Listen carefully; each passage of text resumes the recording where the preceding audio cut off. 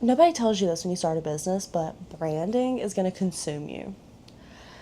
I'm talking sitting at my day job, thinking through all these different elements, wishing I had my laptop with me so I can just go ahead and start writing down some of those ideas and getting it completely fleshed out rather than just writing notes to myself to take care of when I get home in the afternoon.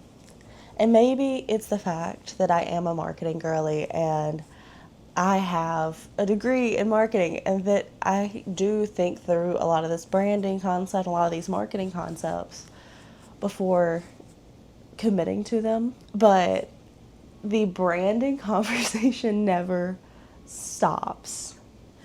And honestly, I'm kind of here for it because today I'm going to take you behind the scenes of something I've been deep working in lately as I build out my business, build out my shop, especially I've thought about it throughout this entire marketing challenge that I've been doing. I've been building the full brand identity for the BM Edit, and maybe this will give you a couple tips for building out the brand identity for your business as well.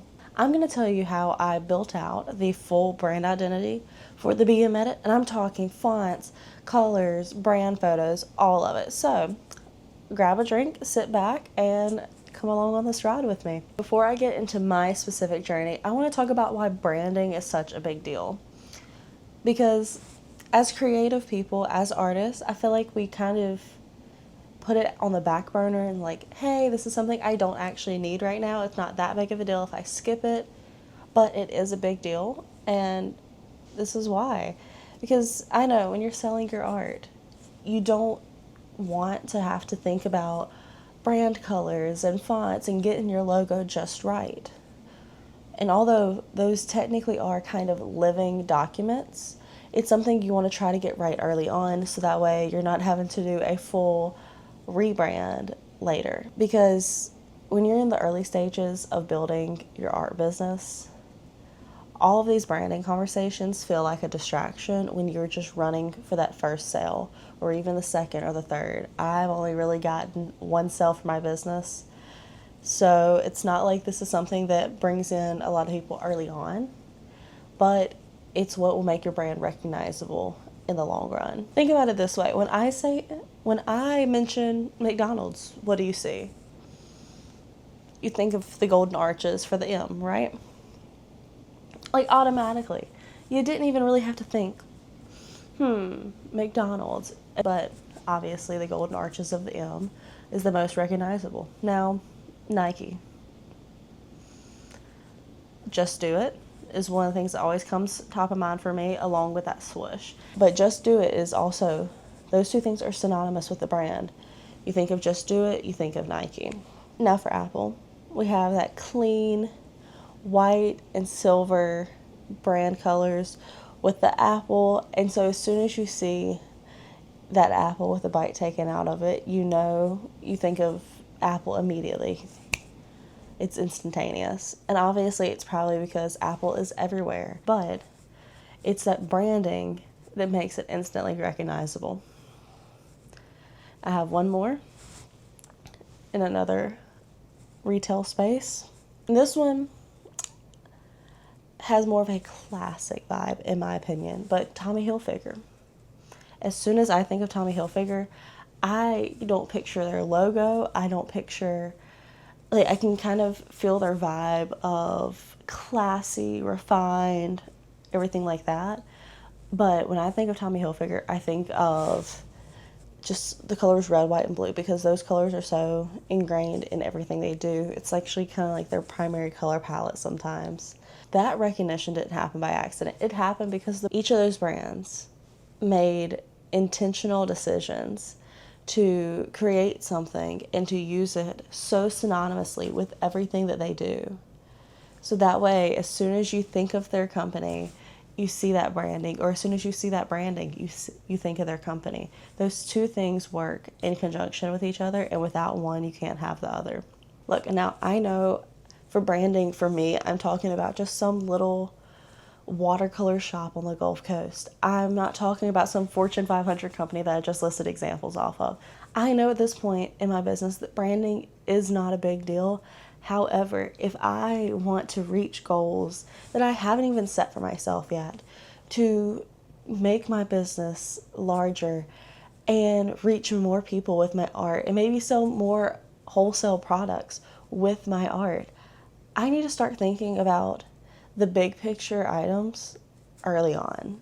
But also, when you are thinking about branding for your business, not only is the colors and the fonts a big deal, when you are running a creative business, part of your branding is technically your art style. And as you can tell with some of the paintings behind me, as well as some of the watercolor paintings that I post regularly on my page, I am still kind of playing around with a bunch of different styles, and I haven't completely nailed down the one style that feels like me just yet. So I feel like having control of some of this external branding is what's really going to make my business move well in the long term.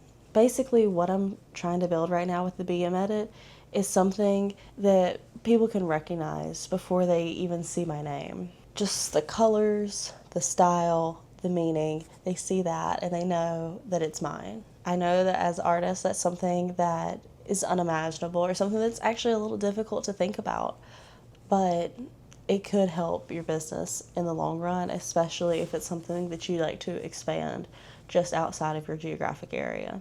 So here's what nobody prepares you for, nobody tells you about when you start a business, especially when you start a business while you're still working a full-time job, especially even a creative business like I'm doing right now.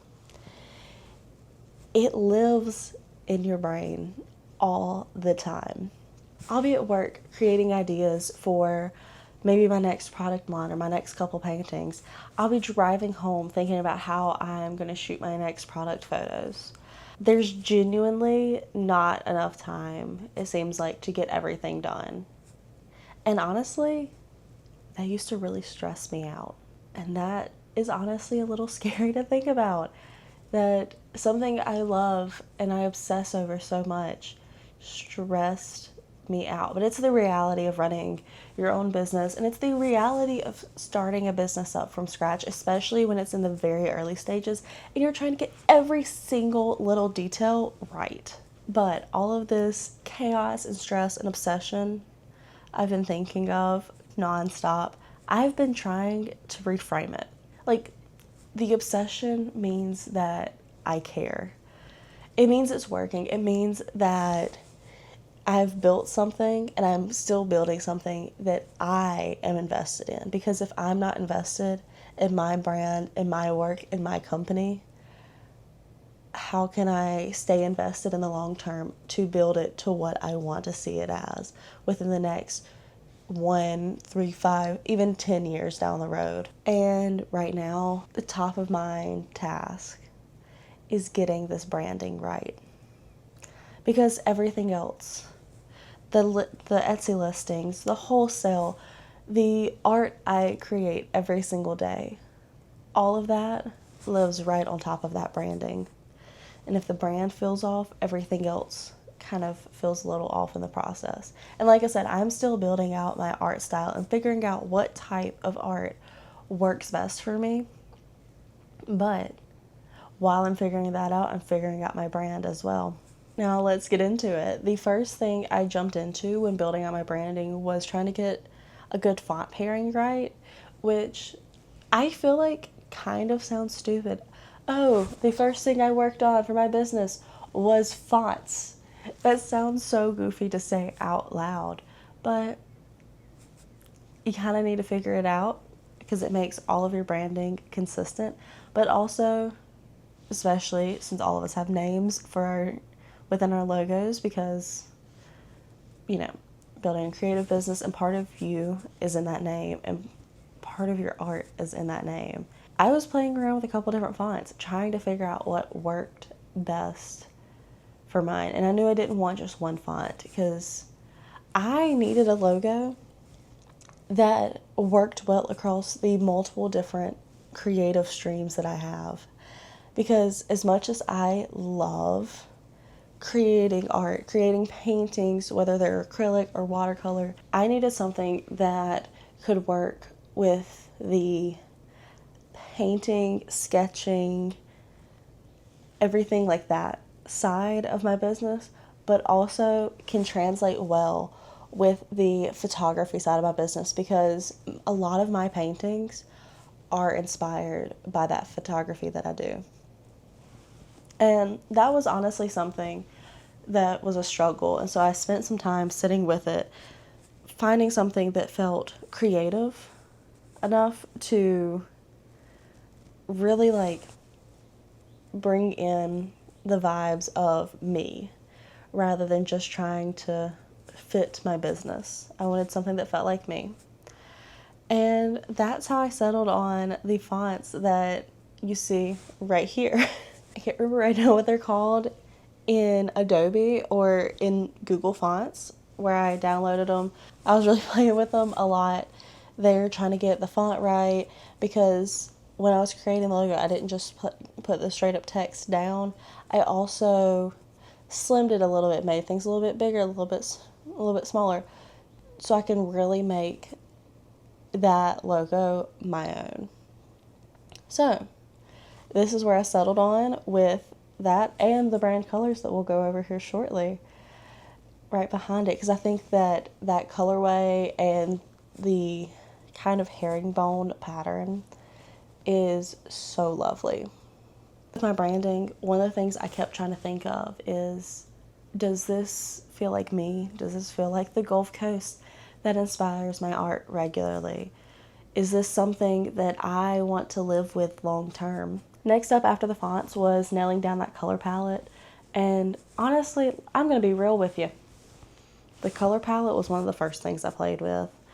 I don't even want to lie about this. I played with both of them at the same time, because when you are a creative person staring at 1,000 fonts, not a fun thing to do. It's not something that you think of like, oh wow, what do I want to do today? I want to look at 1,000 fonts and figure out which one feels the most like me and feels the most like my art. While I was looking at the different font combos, I took some time and found my color palette that I love. And honestly, I kind of had an idea of what I wanted. I wanted something that felt like the Gulf Coast, but also felt like me. I was picturing these kind of like dusky, like blue greens, and the golds that the sky is in the sunset, as well as the pinks that are absolutely lovely. Just these dusky pinks that you see anytime the sun sets, and it's gorgeous and I love it. And I had an idea of kind of what I wanted, but until I kind of started playing with all these different colors, I did not figure out what worked best. And honestly, one of the things that really helped me with creating my color palette is using the website Coolors, Coolors.com. It was actually really good, and it's actually something I use regularly with trying to figure out color palettes for different things. Even with the fruit greeting cards I've recently created, it's a fantastic tool. And so I was just kind of scrolling through because I knew the base colors that I was wanting. And so I just kind of went through and I was scrolling and scrolling and scrolling and just trying to figure out which versions of these colors I liked. And then once I kind of found my base 3 colors, I worked on getting slightly lighter versions of those, because I just really love that gradient that I found with all of my brand colors. And these are the brand colors that I found that I love. So you'll see those hopefully appearing a lot more now that I kind of have them fleshed out a little bit better, have everything figured out a little bit better. Once I had a direction with my fonts and my branding colors and everything like that, and get my logo set, the next thing I had to take care of was getting my branding photos taken care of. Thinking of how I wanted my brand to be conveyed through my product photos. My first set of product photos I created, I was still kind of struggling to figure out how I wanted to get those done. And with my fruit greeting cards I recently listed as well, I think I finally got it figured out. So for my bird greeting cards and postcards, one of the things I was very much leaning into was the coastal vibe, because these are coastal birds that are on all of my products. I just really wanted to make sure the beach was there. The beach, the sun, the sand, all of it. It was such a crazy day when I decided to go out there. The wind, I don't even know how fast it was blowing. It felt like it was blowing way harder than it probably said it was. Which, if you've ever been to the beach, you know that the wind is always absolutely insane. I was running around chasing my cards because I would snap one photo and then the wind would blow them away and I would be chasing them down the beach. And no, I did not bring duplicates. I made that mistake. I may not make that mistake in the future. But I also may just pick a less windy day to go take photos on the beach. But I took so many photos of so many products, and I think they turned out beautiful, especially with the circumstances I was facing while taking the photos. Now, moving those photos indoors, since I obviously was not as productive as I was wanting to be with taking brand photos on the beach, I brought them inside and I got all my lighting set and actually revised my lighting a little bit more while I was creating my fruit greeting cards. But I really wanted to keep that coastal vibe while being indoors. And I have this lovely piece of linen that if you look at any of my brand photos on Etsy or on Faire, you will see this in all of them, because I love the texture. Like, it's got such a great texture and I just love the like slightly off-white color of it. But I was trying to lean into the linen, to that warm wood, just anything that can give that coastal vibe. Obviously, a controlled environment gives you a little bit cleaner results than a real location can. And I think that's actually something worth saying, because when you're starting out your business, you don't have a big budget for taking photos. Sometimes you're just simply working with what you have, and that's what I'm doing. I am thankful that I'm a photographer and I have a lot of the products that I would already need for taking these brand photos. Working with what you have is definitely doable. Your photos don't have to be perfect. They just need to be consistent, not just only from photo to photo when you're launching a line or you're launching multiple products, but they need to feel consistent with your brand as well. Now, while all this chaos was happening, I was also doing a lot of the behind the scenes infrastructure stuff that makes a business run. Obviously, a lot of this I was taking care of during the first couple weeks of my marketing challenge. And the first full week of my marketing challenge for May was building that infrastructure of getting a bulk number of listings available for purchase. Honestly, building that infrastructure is about half the job. And it takes about as long to do that as it does to create paintings sometimes. So basically with Faire, my first steps were getting the listings I had uploaded when I applied for the platform all revised and get them a bit better with the brand voice that I'd created, and get some more of those details with the products available so purchasers know exactly what they're going to get when they buy my products. I spent a lot of time doing these steps that I've already walked you through of figuring out my brand a little bit better. And so I went through and I updated my about section, I updated my photos, everything like that. Now, I've been doing the same thing with my YouTube channel that you're obviously listening on right now. I have been updating all of my channel copies, like my titles, my descriptions, my playlists, trying to make things a little bit more searchable. And honestly, I would love to thank Nadine Sakura. This is what her channel looks like. So go check her out. I've been watching her videos since probably like 2016. I absolutely loved all of her travel videos as Hey Nadine. And now she's on a journey to kind of figure out and teach other people the ways of building your YouTube following and building everything out a little bit better. And she had some fantastic tips in one of her first few videos of how to actually lean into that channel optimization and make it a little bit easier for people to search for you, find you, things like that. My goal is to not only get my videos to show up in search, but also get my playlist to show up as well. And right now they are not doing that. So I'm hoping some of the things that I'm working on now is going to help optimize my channel in the long run. So here's what I land on with all of this. Branding is in everything. Your colors, your product photos, your copy on whatever platform you're creating and posting your listings on. It's in your YouTube descriptions and all of your social media. It's the way your products show up every single day. All of this is your brand. And what I'm building right now isn't trendy.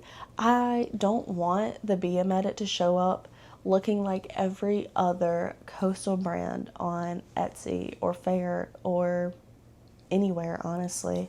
I want it to feel like me. I want it to feel like the Gulf Coast. I want to make it feel like just coming home.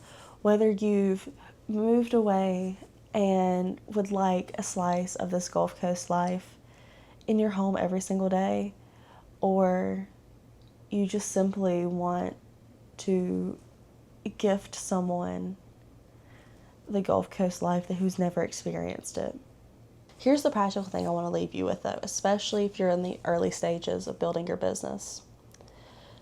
You can build your branding now and change it later. There are plenty of companies who have done that. Companies who have built their business and have that brand recognition still go through and change their brand. Sometimes successfully, sometimes very unsuccessfully. And Cracker Barrel, I'm talking about you. When you change that branding, you will have to go back and update everything you've previously done. Every website, every piece of copy, every single mention of your logo. And trust me, I have done that while working for marketing for another company. And it is so much work that you don't think of until you commit to the rebrand. So, do the work now. Get your brand as close as you can to what you want it to be. It doesn't have to be perfect, and you can always do a little revision every now and then. Just make sure your branding is intentional and your branding feels like you, because honestly, your future self will thank you. If you're also in the middle of building out your brand identity, I'd love to hear from you. What's something that you thought was going to be a really easy task and turned out harder while you were working through it? If this was helpful, please subscribe, because I'm documenting this whole journey. And honestly, I love including the parts that don't really go as planned, because I hope you learned something from maybe a couple of my mistakes. A couple of things that I wish I learned a little earlier. I can't wait to see you in the next video. Until then, bye.